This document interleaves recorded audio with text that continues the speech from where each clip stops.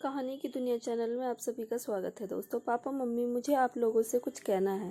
रात के 11 बजे बहू दिव्या को अपने कमरे में आया देख ब्रिजेश और तारा चौंक पड़े। दिव्या का चेहरा गंभीर था, जो उसके स्वभाव से बिल्कुल मेल नहीं खा रहा था। तारा ने ध्यान से उसे देखते हुए पूछा, क्या हुआ, सब ठीक तो है ना?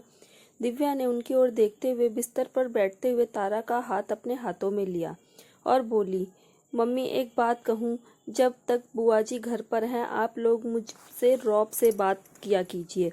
और मम्मी आप मेरा हाथ मत बटाइए, मैं ऑफिस से 2 दिन की छुट्टी ले लेती हूँ। तारा ने हैरानी से पूछा, पर क्यों? दिव्या ने चेहरे पर झिझक लाते हुए कहा, मम्मी जी, बुआ जी के सामने मेरा इंप्रेशन बहुत खराब हो गया है। वो मुझे बिल्कुल नकारा बहू मानने लगी हैं। दिव्या की इस बात पर ब्रजेश को हंसी आ गई। उन्होंने अपनी हंसी को रोकते हुए कहा, बिटिया अपनी बुआ सास की बात दिल पर मत लो। और वैसे भी तुम्हारा इंप्रेशन खराब नहीं हुआ है, उल्टा मेरी बड़ी बहन का इंप्रेशन तुम्हारे सामने खराब हुआ है। नहीं पापा, आज जो कुछ भी हुआ वो मुझे ठीक नहीं लगा। हमारे तौर तरीके बुआ जी को पसंद नहीं है। और रही बात मेरी, तो बुआ जी मुझे नकारा और फूहड़ समझती हैं। मम्मी, क्या ऐसा नहीं हो सकता कि जब तक बुआ जी हैं पूरे घर का काम मैं करूं और आप लोग मुझे आदेश दें और मैं तुरंत उनका पालन करूं?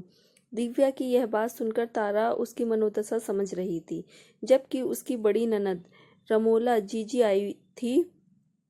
घर में तनाव का माहौल बन गया था। वो बात बात पर दिव्या की तुलना अपनी बहू अलका से करती थी और उनकी हर बात में टोका टाकी थी। पिछली रात की घटना तारा के जहन में घूम रही थी।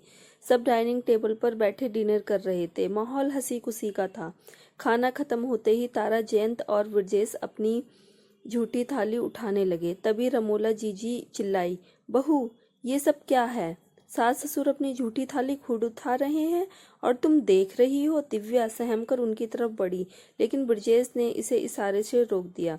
उन्होंने शांति से अपनी थाली रख दी और रमोला जीजी से बोले, जीजी हमारे घर में अपने उसूल हैं, हम सब अपनी झूठी थाली खुद उठाते हैं। इसके बाद रमोला जीजी ने दिव्या को समझाने के बहाने उसे खरी खोटी सुनाई।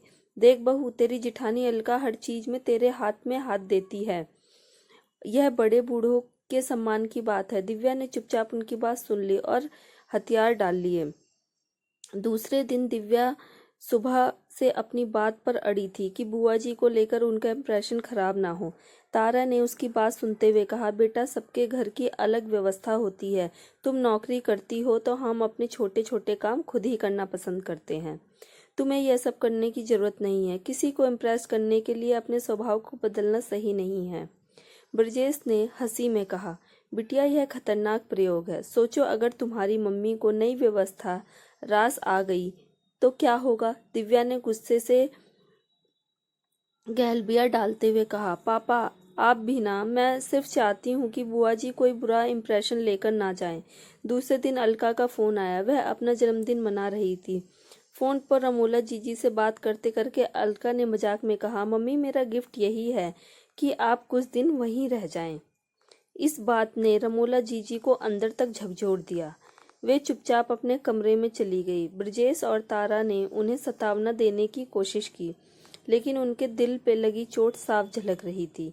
ब्रजेश ने समझाते हुए कहा, जीजी दूसरों पर बोझ उतना ही डालना चाहिए जितना सहनीय हो।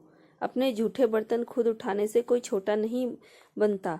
हमें दूसरों पर निर्भरता कम करनी चाहिए। दिव्या भी उनके पास आई और बोली, बुआ जी आप परेशान मत होइए, चलिए आज मैं आपको शॉपिंग पर ले चलती हूँ। अलका भाभी के लिए एक प्यारी सी साड़ी ले लेते हैं। जीजी ने धीरे से कहा, हाँ वैसा ही एक नीले रंग का सूट भी ले लेना जैसा तुमने पहना था। उनके इस बदले स्वभाव को देखकर सभी मुस्कुरा उठे। ब्रजेश ने तारा की ओर देखकर कहा, वाह यह तो एक अच्छी शुरुआत है। दिव्या ने मुस्कुराते हुए कहा, वाह इस बार अलका भाभी को ऐसा गिफ्ट मिलेगा जिसे वह हमेशा सहेज कर रखना चाहेंगी। आपको कहानी कैसी लगी? अपनी प्रतिक्रिया अवश्य दें। मुझे आपके अनमोल विचारों और सुझावों का इंतजार रहेगा और ऐसे ही प्रेरणादायी कहानियों के लिए जुड़े रहें। वीडियो अच्छी लगी तो लाइक करें, कमेंट करें, ज़्यादा से ज़्यादा वीडियो को शेयर करें और चैनल को सब्सक्राइब कर लें। हर हर महादेव दोस्तों।